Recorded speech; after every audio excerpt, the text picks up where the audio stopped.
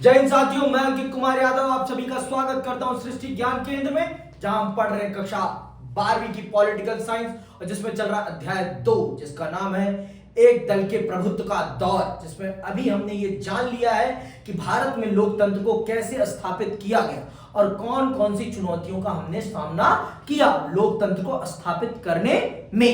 आप इससे वाकिफ हो चुके हैं। अब हम चल रहे हैं उससे आगे बढ़ने। अब हम चल रहे हैं 3 आम चुनावों की चर्चा करने और उन 3 आम चुनावों में कांग्रेस के प्रभुत्व को समझने कि ऐसा क्या कारण है कि पहले 3 आम चुनाव 1952, 1957 और 1962 इन 3 आम चुनावों में कांग्रेस ही क्यों हावी रही है। वो कौन से कारण है जिसने कांग्रेस को इतना प्रभावी बनाया कि वो इन 3 चुनावों में डोमिनेट करती रही है। चल रहे हैं आज हम इस बात को बहुत विस्तार पूर्वक जानने और समझने। ठीक है, तो चलिए पढ़ते हैं और जानते हैं और समझते हैं कि कांग्रेस के वो कौन से कारण है या वो कौन से कारक हैं जिन्होंने कांग्रेस को इतना डोमिनेटिंग बना रखा था पहले 3 आम चुनावों में। तो चलिए पढ़ते हैं। पहले आम चुनाव के नतीजे से शायद ही किसी को अचंभा हुआ।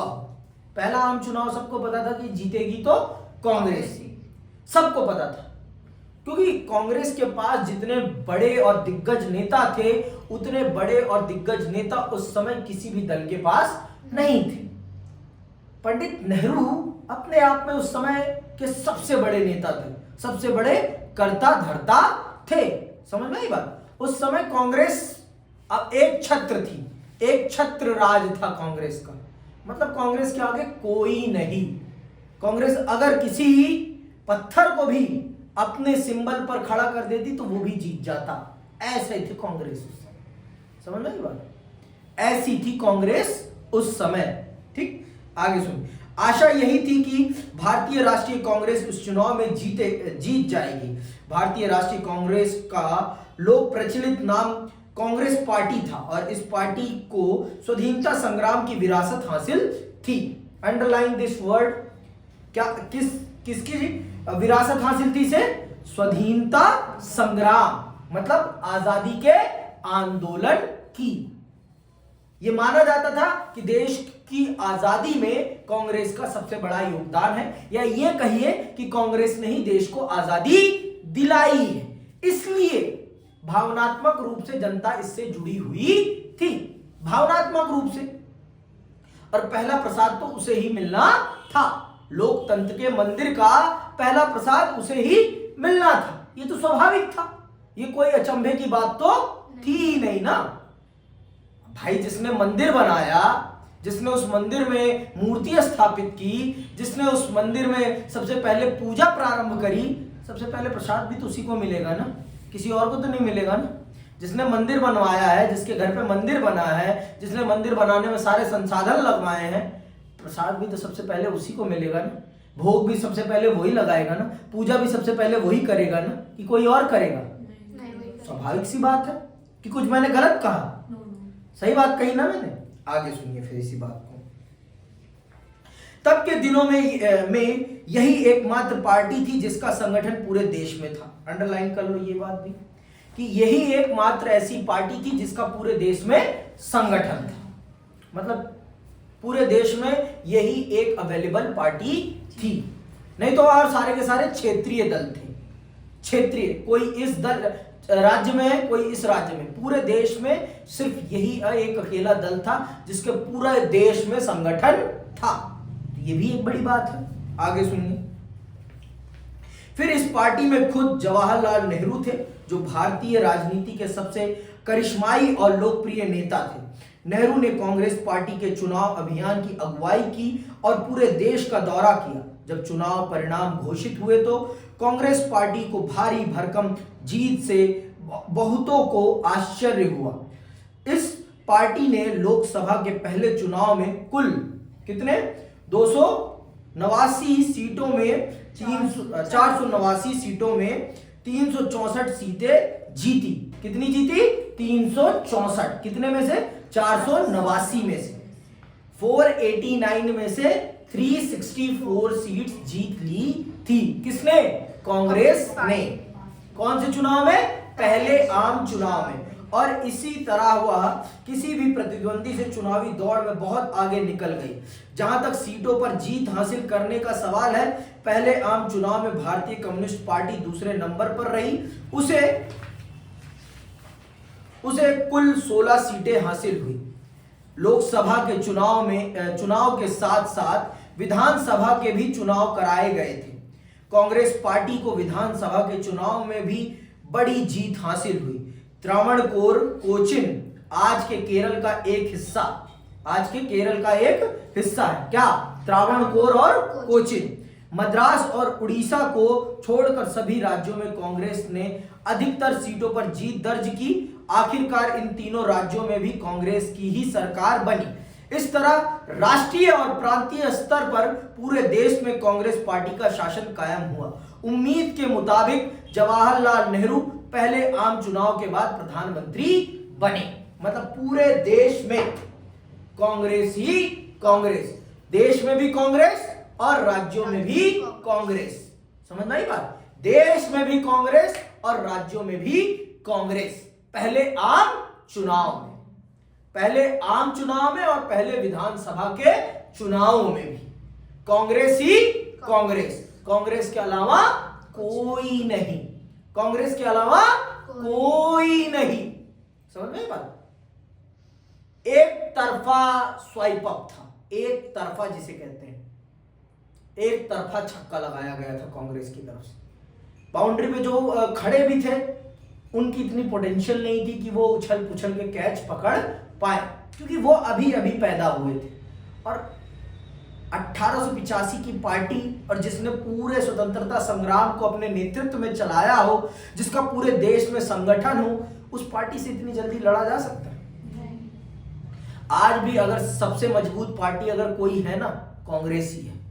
भाजपा चाहे कितनी भी ताकतवर हो जाए, पैसे के बल पर, इसके बल पर, उसके बल पर, लेकिन इस देश की जड़ों में कांग्रेस है और इस चीज को नहीं निकाला जा सकता।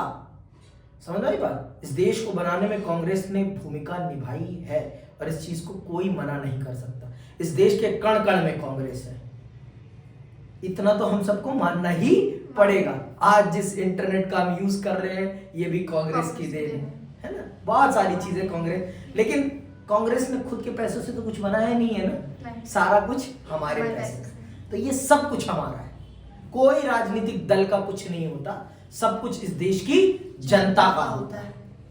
इस देश की जनता का ही सब कुछ है, इस देश की राजनीतिक दलों का कुछ भी नहीं है।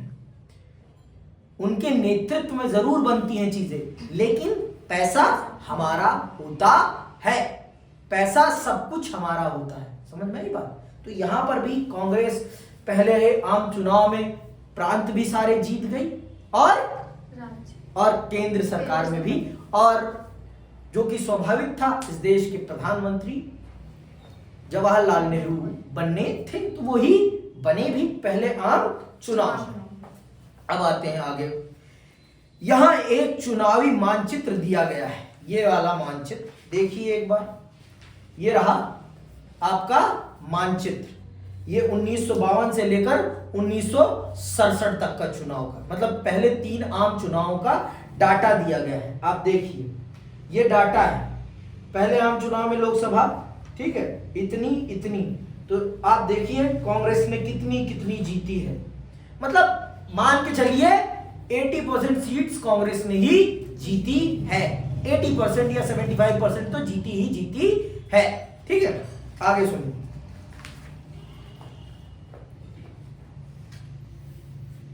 यहां एक चुनावी मानचित्र दिया गया है, इस पर एक नजर दौड़ाने से आपको अंदाजा लग जाएगा 1952 से 1962 के बीच कांग्रेस पार्टी किस कदर हावी थी। दूसरा आम चुनाव 1957 में और तीसरा 1962 में हुआ।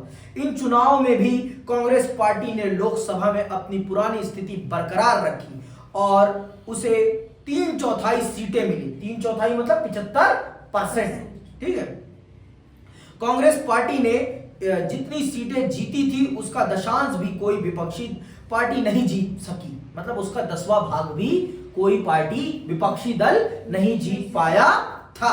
ठीक है, विधानसभा के चुनाव में कहीं कहीं कांग्रेस को बहुमत नहीं मिला। ऐसा ही एक महत्वपूर्ण उदाहरण केरल का है, अंडरलाइन कर लेना इसको।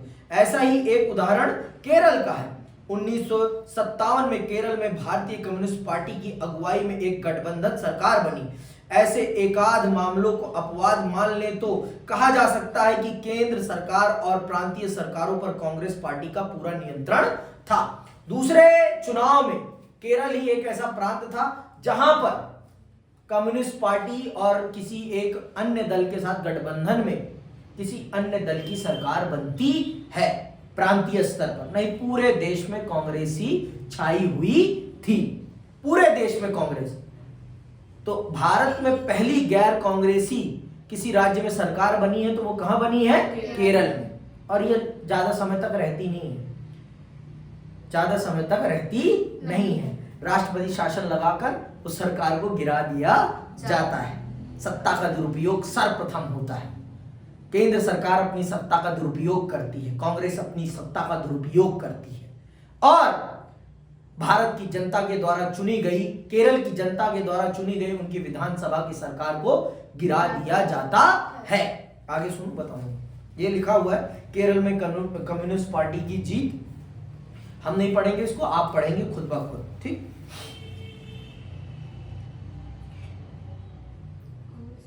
कांग्रेस पार्टी की जीत का यह आंकड़ा और दायरा हमारी चुनाव प्रणाली के कारण भी बढ़ा चढ़ा दिखाई देता है। भारत की जो चुनाव प्रणाली है ना, उसके कारण भी कांग्रेस का ये जो सीटों के जीतने का आंकड़ा है ना, बहुत बड़ा दिखाई पड़ता है। ऐसा क्यों है ये मैंने आपको बता रखा है, क्योंकि भारत में सर्वाधिक वोट से जीत वाली प्रणाली है।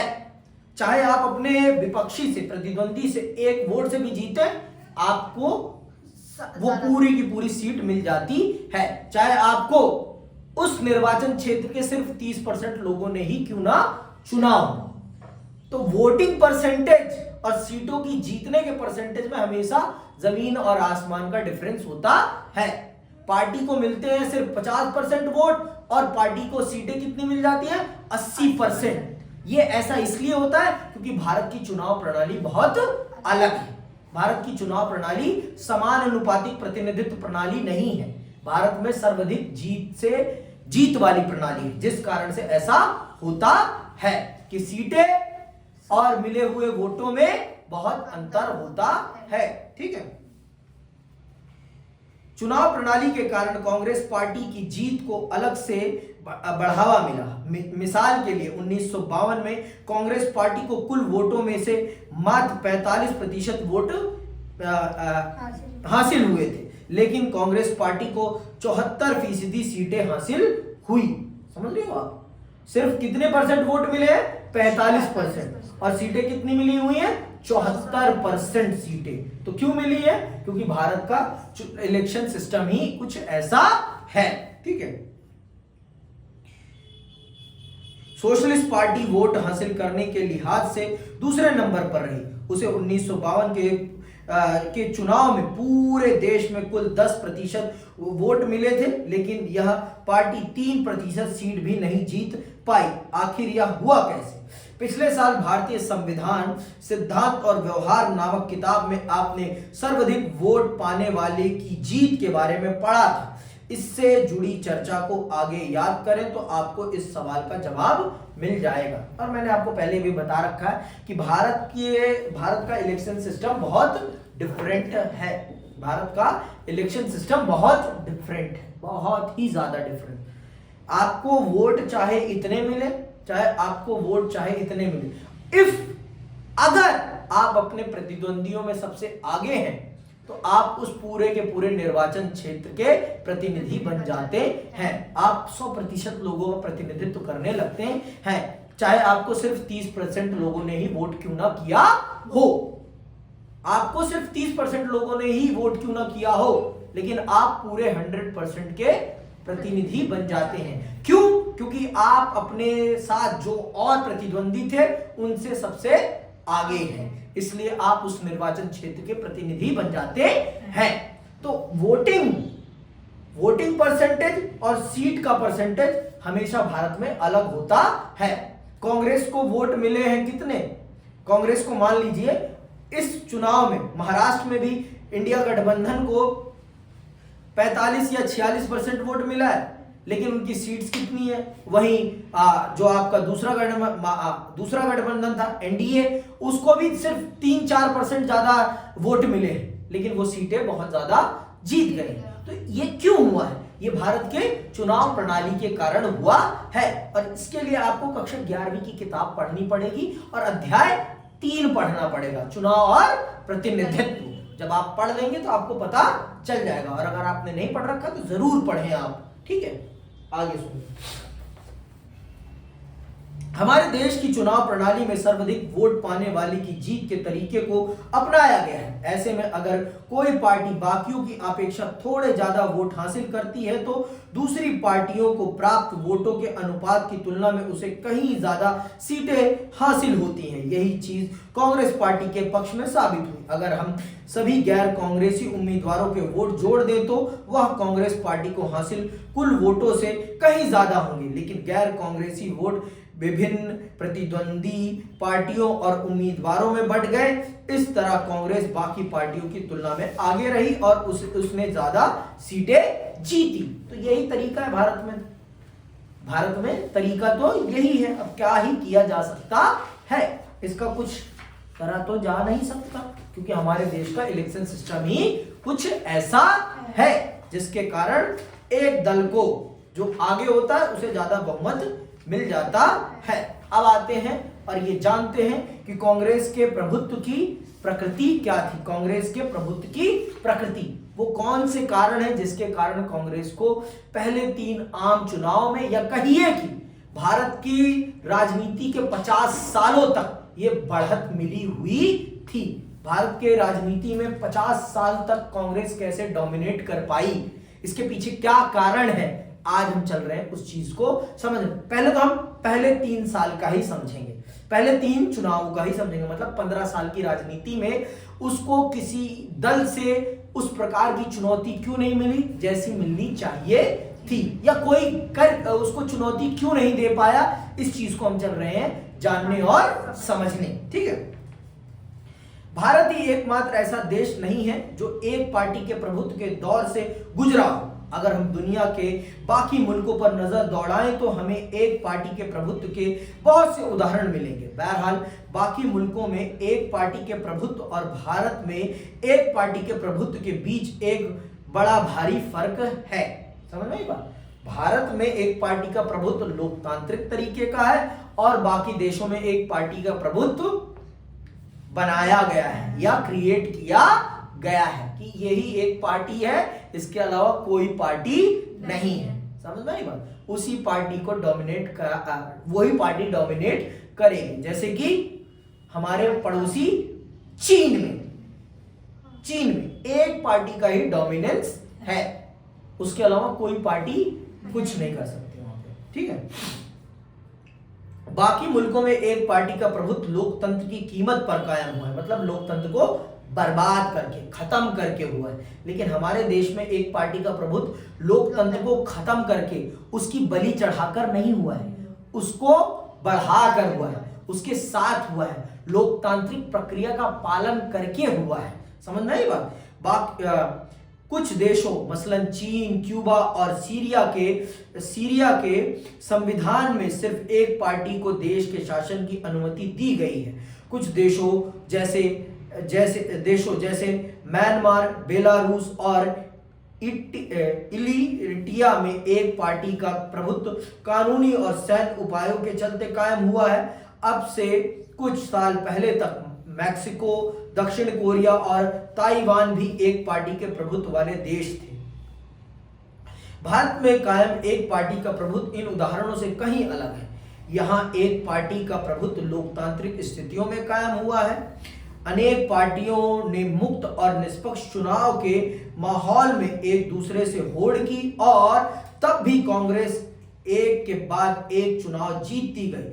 दक्षिण अफ्रीका में रंग भेद की समाप्ति के बाद अफ्रीकन नेशनल कांग्रेस का भी कुछ ऐसा ही दबाव कायम हुआ है। भारत का उदाहरण बहुत कुछ दक्षिण अफ्रीका से मिलता जुलता है। मतलब इस पार्टी ने इस देश की आजादी में बहुत बड़ी भूमिका निभाई है, इसलिए इस पार्टी का भारत की राजनीति पे डोमिनेट करना कोई अचंभे की बात नहीं थी।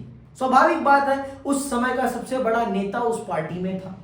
उस समय का सबसे बड़ा नेता पंडित जवाहरलाल नेहरू उस पार्टी के थे, और बड़े बड़े जितने भी कद्दावर नेता थे सब उसी पार्टी में थे, सब उसी पार्टी में थे, किसी दूसरी पार्टी में तो थे नहीं ना। तो स्वाभाविक सी बात है कि वो पार्टी इस देश के लोकतंत्र को बनाने वाली थी और देश की जनता उस पर आंख मूंद कर भरोसा करती थी। तो स्वाभाविक सी बात है कि उसका डोमिनेशन होना स्वाभाविक है, कोई अचंभे की बात तो है ही नहीं। क्यों अचंभित होना, जब पता ही है कि उसका क्यों डोमिनेंस था। तो अचंभे की कौन सी बात बाबू, अचंभे की तो कोई बात ही नहीं है। उस पार्टी ने इस देश के लिए बहुत कुछ किया, जिस कारण से देश की जनता ने उसे स्वीकार किया और निष्पक्ष और स्वतंत्र चुनाव में बार बार उसे चुना। जिस प्रकार से अफ्रीका में रंगभेद खत्म करने के लिए नेल्सन मंडेला ने काम किया और उनके दल को इसीलिए बार बार चुना गया। क्या नाम था, अफ्रीकन नेशनल कांग्रेस को, समझ में बात। कांग्रेस पार्टी की इस असाधारण सफलता की जड़ें स्वाधीनता संग्राम की विरासत में है। बात आ गई ना, मैंने भी यही कहा।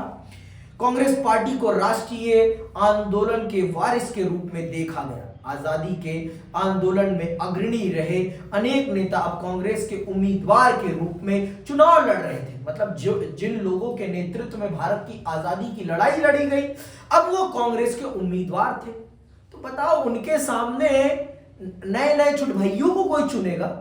हाँ, आपके सामने विकल्प है पंडित जवाहरलाल नेहरू और आपके सामने दो और कैंडिडेट हैं, तो आप पंडित जवाहरलाल नेहरू को चुनोगे कि उन दो कैंडिडेट्स को चुनोगे?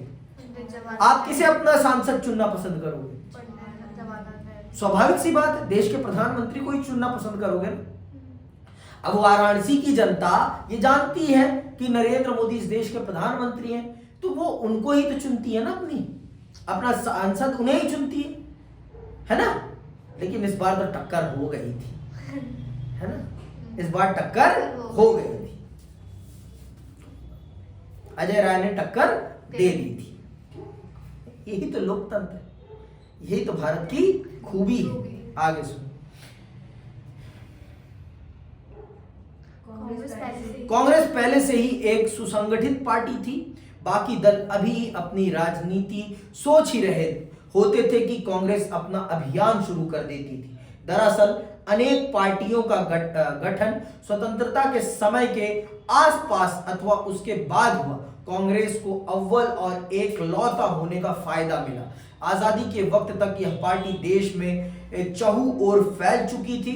आप यह बात दिए गए मानचित्र में देख चुके हैं। फिर इस पार्टी के संगठन का नेटवर्क स्थानीय स्तर तक पहुंच चुका था। सबसे बड़ी बात यह थी कि कांग्रेस हाल फिलहाल तक आजादी के आंदोलन की अगुवा रही थी और उसकी प्रकृति सबको समेटकर मेल जोल के साथ चलने की थी।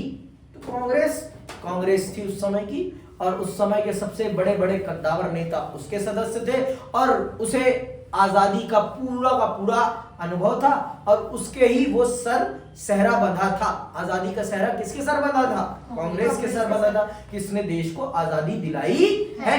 इसने देश को आजादी दिलाई है। तो देश की जनता ने भी उसी के सर लोकतंत्र का सहरा बांध दिया कि तुम ही इस देश को चलाओगे। एक बार नहीं, दो बार नहीं, 3 बार। समझ में? बांधा तो कई बार है। 1977 तक लगातार बंधता है उसी के सर सहरा। चीजें बदलेंगी वो मैं बताऊंगा आगे, लेकिन सहरा 77 तक उसी के सहरा। जनता पार्टी आती है, 18 महीने शासन चलाती है, फिर चली जाती है, फिर शहरा बन जाता है किसके सर? फिर कांग्रेस के सर। फिर कांग्रेस के सर बंध जाता है। समझ में आई बात? तो इसके पीछे क्या कारण है मैंने आपको बता दिया। इसके पीछे एक बड़ा कारण था कि कांग्रेस सबको समेटकर चलती थी। सतरंगी छाता थी कांग्रेस। क्या थी? सतरंगी छाता। उस समय के हर विचार के लोग कांग्रेस में मिल जाते थे, चाहे वो नरम दल के हों, चाहे वो गरम दल के हों, चाहे वो कम्युनिस्ट हो, चाहे वो सोशलिस्ट हो, चाहे वो लोकतांत्रिक लोग हों, चाहे वो पूंजीवादी हो, अपोजिट भी कांग्रेस में थे।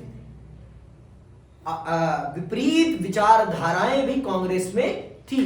तो कांग्रेस अपने आप में ही पक्ष भी थी और अपने आप में ही विपक्ष थी। कांग्रेस का पूरे भारत में पैन लेवल में पैन इंडिया संगठन था। पैन इंडिया मतलब पाकिस्तान में भी था और बांग्लादेश में भी था। पैन इंडिया मतलब पैन इंडिया संगठन था। समझ में आई बात? कांग्रेस उस समय की कांग्रेस थी, डोमिनेट करती थी वो भारत की राजनीति पर। तभी तो गांधी जो कहते थे पूरा भारत हिल जाता था, समंदर निकलता था सफेद जब गांधी चलते थे। तो आज के टाइम कोई नेता अपने पीछे इतनी जनता नहीं चला सकता। उस बुढ़े ने जितनी अपने पीछे जनता चलाई है? सुकड़ा बुढ़ा, हाथ में लाठी, क्या करके गया है पूरी दुनिया देखती रह गई है। समझ में आई बात? वो है गांधी। ठीक है, तो आपने ये समझ लिया कि कांग्रेस के प्रभुत्व का क्या कारण था।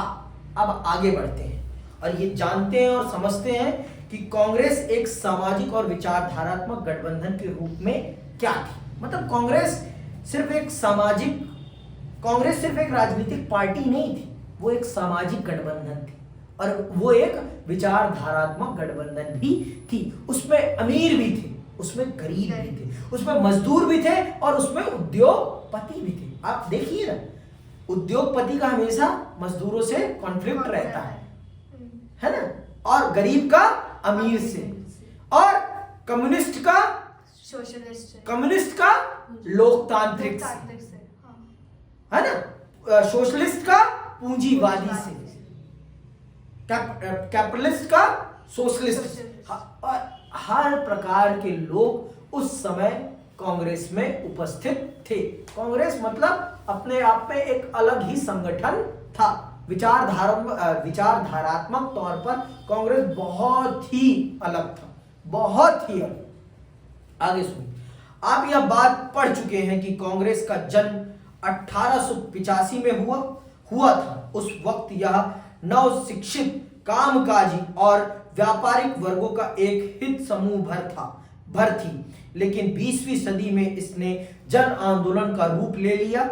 इस वजह से कांग्रेस ने एक जनव्यापी राजनीतिक पार्टी का रूप लिया और राजनीतिक व्यवस्था में इसका दबदबा कायम हुआ। शुरू में कांग्रेस में अंग्रेजीदा, अगड़ी जाति, ऊंचे ले, मध्य वर्ग और शहरी अभिजन का बोलबाला था, लेकिन कांग्रेस ने जब भी सविनय अवज्ञा जैसे आंदोलन चलाए, उसका सामाजिक आधार बढ़ा। कांग्रेस ने परस्पर विरोधी हितों के कई समूहों को एक साथ जोड़ा। मतलब जब शुरू में बनी तो ये शिक्षित लोगों का, अपर कास्ट लोगों का दल था, लेकिन जब से इसमें गांधी आए, जब से इसमें गांधी सम्मिलित हुए, मतलब जो रूट लेवल के नेता थे, जब से वो सम्मिलित हुए, इसकी पूरी दशा ही बदल गई। ये दल इस देश की माटी से जुड़ा दल बन गया, इस देश का प्रतिनिधि बन गया। कौन? कांग्रेस। मतलब देश का हर वर्ग इस राजनीतिक दल का सदस्य बन गया। अमीर से अमीर, गरीब से गरीब, मजदूर से मजदूर और बड़े से बड़ा उद्योगपति सब इसके सदस्य बन गए और इसके साथ मिलकर काम करने लगे। एक दूसरे के विपरीत व्यक्ति भी इसके सदस्य थे विचारधारात्मक तौर पर। ठीक है, कांग्रेस में किसान और उद्योगपति, शहर के बाशिंदे और गांव के निवासी, मजदूर और मालिक एवं मध्य, निम्न और उच्च वर्ग तथा जाति सबको जगह मिली। धीरे धीरे कांग्रेस का नेतृत्व वर्ग भी विस्तृत हुआ। इसका नेतृत्व वर्ग अब उच्च वर्ग या जाति के पेशेवर लोगों तक ही सीमित नहीं रहा। इसमें खेती किसानी की बुनियाद वाले तथा गांव गिराने की तरफ रुझान रखने वाले नेता भी उभरे।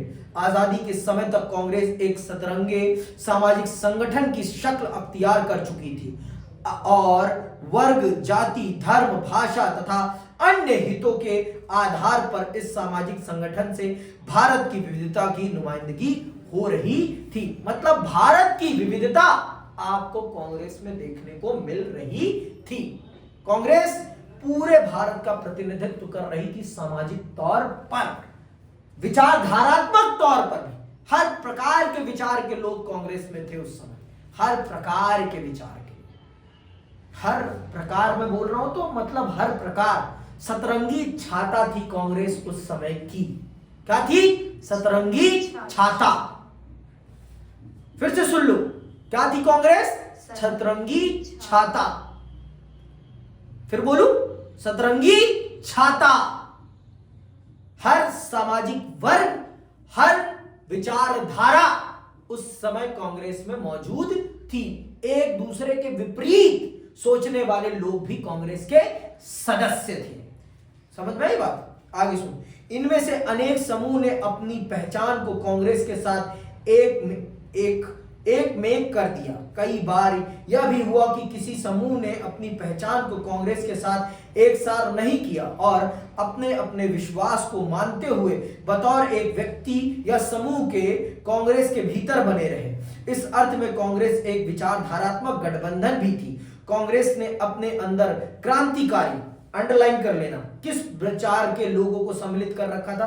कांग्रेस ने अपने अंदर क्रांतिकारी और शांतिवादी, कंजर्वेटिव और रेडिकल, गर्मपंथी और नरमपंथी, दक्षिणपंथी, वामपंथी और हर धारा के मध्यम मार्गी को समाहित किया। मतलब भारत की हर विचार के लोग कांग्रेस के सदस्य थे।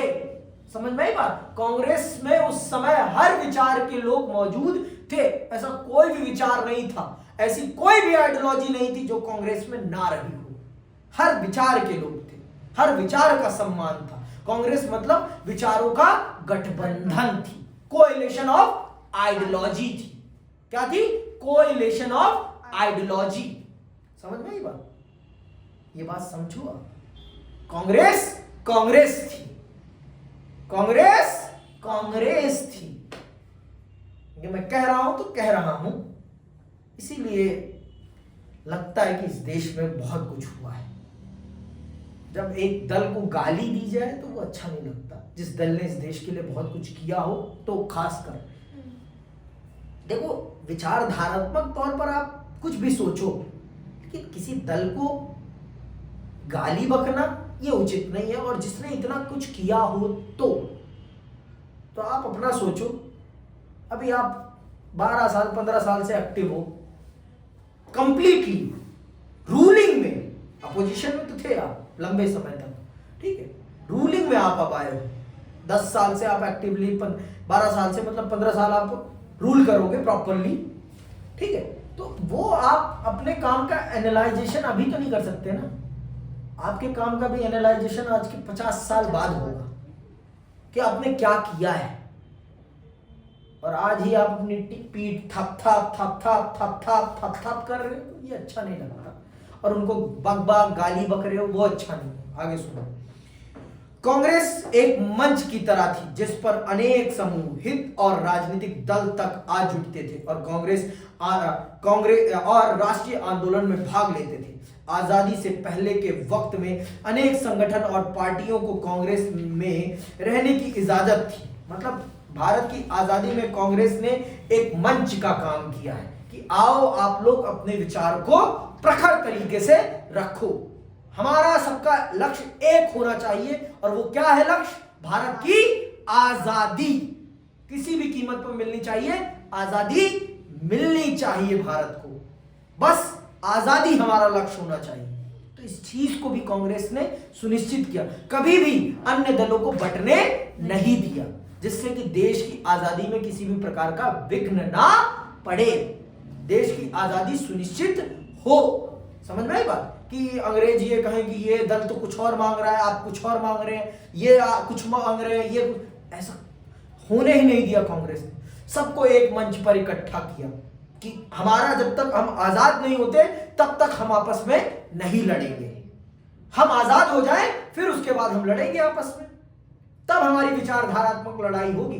अभी एक लड़ाई है और वो लड़ाई है देश की आजादी। समझ में आई बात? हालांकि इन संगठनों और पार्टियों ने अपने अपने संविधान थे, इनका सांगठनिक ढांचा भी अलग था। इनमें से कुछ बाद में कांग्रेस से अलग हो गए और विपक्षी दल बने। किसी खास पद्धति, कार्यक्रम या नीति को लेकर मौजूदा मतभेदों को कांग्रेस पार्टी सुलझा भले न पाए, लेकिन उन्हें अपने आप में मिलाए रखती थी और एक आम सहमति कायम कर लेती थी देश की आजादी के समय में। चाहे उनकी समस्या को आज समाधान कर पाए या ना कर पाए, लेकिन उन्हें अपने साथ समाहित रखती थी, जिससे कि देश टूटे ना, देश न टूटे, देश विखंडित ना हो। समझ में आई बात? देश की आजादी की लड़ाई में किसी भी प्रकार का मतभेद पैदा ना हो। ठीक है। गुटों में तालमेल और सहनशीलता। कैसे कांग्रेस ने सभी गुटों में तालमेल और सहनशीलता कायम करी, ये भी जान लेते हैं। कांग्रेस के गठबंधनी स्वभाव ने उसे एक असाधारण ताकत दी। पहली बात तो यह कि जो भी आए गठबंधन उसे अपने में शामिल कर लेता है। इस कारण गठबंधन को अतिवादी रुख अपनाने से बचना होता है और मतलब आपको फिर एक्सट्रीमिस्ट नहीं बनना होता कि हमारी आइडियोलॉजी मानेगा तभी तो हमारे साथ चलेगा। No, never. आप दोस्त बना रहे हो, सबको लेके चलो, चाहे तेरी विचारधारा मुझसे मिलती हो या ना मिलती हो, कोई फर्क नहीं पड़ता। तू मेरा दोस्त है, दोस्त तू मेरा पहले है। आइडियोलॉजी बात की बात है यार, आइडियोलॉजी मिले या ना मिले, दोस्त तो मेरा पहले है ना भाई। हाँ, चाहे हमारी मिले या ना मिले, बैठ के हम चर्चा तो कर ही सकते हैं ना, एक कप चाय तो पी ही सकते हैं, है ना? सही बात है ना? तो वो अलग चीज है और डिफरेंट होनी भी चाहिए। अगर राजनीति पढ़ो और आपकी आइडियोलॉजी में डिफरेंस ना हो तो फिर मजा कैसा? राजनीति तभी है ना जब विपक्ष भी मजबूत हो, पक्ष के साथ विपक्ष भी तगड़ा हो। कि एक मुक्का आप मारे तो उतना ही जोरदार मुक्का वो भी मारे उतना ही जोरदार मुक्का कि आपका जबड़ा हिल जाए। समझ में? तब मजा आएगा। एक तरफा खेल में कहां मजा होता है, दो तरफे खेल में मजा होता है। जब वो भी ताकतवर, मुकाबला तो उसी मैच का होता है ना जब बराबरी का। जब आईपीएल में कौन सी दो टीमें भिड़ती हैं तो सबसे ज्यादा मजा आता है? जब आईपीएल में सीएसके और एमआई भिड़ती हैं। यही दो बड़ी टीमें है ना, इनके पास सबसे ज्यादा टाइटल्स हैं, इसलिए मैं बोल रहा हूँ क्योंकि इनके पास टाइटल्स हैं तो इसलिए। अब जब भारत और ऑस्ट्रेलिया का मैच होता है तब मजा आता है, तब लगता है कि दो तगड़ी टीमें भिड़ी हुई हैं। भारत और पाकिस्तान के मामले में तो मैच एक तरफा है। स्वाभाविक सी बात है, जीतेंगे तो हम ही जीतेंगे एट द एंड। कोई भी मैच हो, इंडियन हॉकी टीम का मैच देखा है कभी? जब इंडियन हॉकी टीम ऑस्ट्रेलिया के साथ खेलती है ना, तब देखो तब मैच का रुझान देखो कितना तगड़ा होता है। उनके प्लेयर्स भी तगड़े, हमारे प्लेयर्स भी तगड़े। जब एक दूसरे के शोल्डर पे मारते हैं ना, शोल्डर, तब देखो क्या मजा आता है। मैच देख के मजा आता है कि वाह क्या खेले। हार जीत अलग चीज है लेकिन मजा आता है। फिर मुकाबला देखने में मजा आता है, एक तरफा चुनाव भी देखने में मजा नहीं आता। समझ में आई बात? जब अटका रहे सब चीजें, हार्ट बीट रुकी रहे, क्या होगा कुछ पता ही ना चल पाए, तब मजा आता है। आगे सुनो। सुलह समझौते के रास्ते पर चलना और सर्वसमावेशी होना गठबंधन की विशेषता होती है। इस रणनीति की वजह से विपक्ष कठिनाई में पड़ा। विपक्ष कोई बात कहना चाहे तो कांग्रेस की विचारधारा और कार्यक्रम में उसे तुरंत जगह मिल जाती थी। समझ रही हो आप? विपक्ष नाम मात्र का रहता, अपने आप में ही कांग्रेस पक्ष भी थी और अपने आप में ही विपक्ष थी। आप कहो तो आपका ही प्रश्न मेरे अंदर से कोई उठा देता था तो आपके प्रश्न का कोई सवाल ही नहीं उठता था। संसद में उस समय कांग्रेस पर कांग्रेस के ही सांसद सवाल उठाते थे। आज आपको देखने को मिलता है कि भाजपा का सांसद माननीय प्रधानमंत्री से सवाल कर रहा हो कि माननीय प्रधानमंत्री जी ये बताइए कि देश में बेरोजगारी क्यों है। किसी को देखा है आपने? लेकिन उस समय होता था। पंडित जवाहरलाल नेहरू के दामाद फिरोज गांधी, जिन्हें सब मुसलमान कहते हैं, उन्होंने ही सबसे पहले भारत में घोटाले का सवाल करा था कि आपके मंत्री साहब घोटाला कर रहे हैं और आप आंख बंद कर देख रहे हैं। प्रधानमंत्री जी, आज के समय पे है किसी की हिम्मत कि प्रधानमंत्री जी से पूछ ले कि भारत में कब तक चलेगा माननीय प्रधानमंत्री जी ये 5 किलो राशन का वितरण, कब तक बांटेंगे आप, बताएं तो आप पूछ ले तो अगले दिन ही उनकी कब्र न खुद जाए तो कहने वाली बात है। समझ में बात? पता ही नहीं चलेगा कहाँ मिलेंगे वो। सच कह रहा हूँ मैं, झूठ नहीं कह रहा। हाँ पढ़ाऊंगा। क्यों? आपने पूछा ना सवाल अभी। अच्छा मैं तो पढ़ाऊंगा, भारत सरकार पढ़ाने दे तो। आगे सुनो तो इसका मतलब लंबा सोच गई यार, कोई बात नहीं। दूसरी, अगर किसी पार्टी का स्वभाव गठबंधनी हो तो अंदरूनी मतभेदों को लेकर उसमें सहनशीलता भी ज्यादा होती है। विभिन्न समूहों और नेताओं की महत्वाकांक्षाओं की भी उसमें समाई हो जाती है। कांग्रेस ने आजादी की लड़ाई के दौरान इन दोनों ही बातों पर अमल किया था और आजादी मिलने के बाद भी इस पर अमल जारी रखा। इसी कारण अगर कोई समूह पार्टी के रुख से अथवा सत्ता में प्राप्त अपने हिस्से से नाखुश हो तब भी वह पार्टी में ही बना रहता था। पार्टी को छोड़कर विपक्षी की भूमिका अपनाने की जगह पार्टी के मौजूद किसी दूसरे समूह से लड़ने को बेहतर समझता था। मतलब विपक्ष में कौन जाना पसंद करेगा? अब जो ऐसा तो नहीं है कि भाजपा में सब कुछ अच्छा ही चल रहा होगा, भाजपा में भी अंदरूनी गुट बने होंगे और उनके बीच फाइट होती है। ये हर जगह का है, किसी एक जगह का नहीं है। जो दल सत्ता में होता है उसके ही अपने ही अंदर पक्ष भी होते हैं और विपक्ष भी होते हैं, सब जगह है। कांग्रेस में भी है, हर पार्टी में ऐसा है। कोई भी ऐसी पार्टी नहीं है जहां ना हो ऐसा, ठीक है।